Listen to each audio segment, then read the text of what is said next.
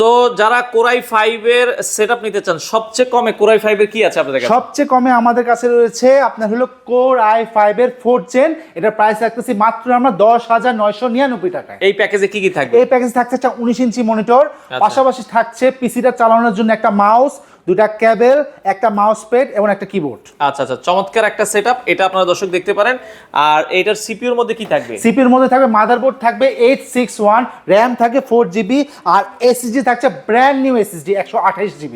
আচ্ছা আচ্ছা, total price কত রাখছেন? 10,999 টাকা। এটা কোরাই 5 এর 3rd জেন। আর কোরাই 5 এর 4th জেনারেশন নিলে 4th জেন যদি নিতে চান সেক্ষেত্রে প্রাইস পড়বে 12,999।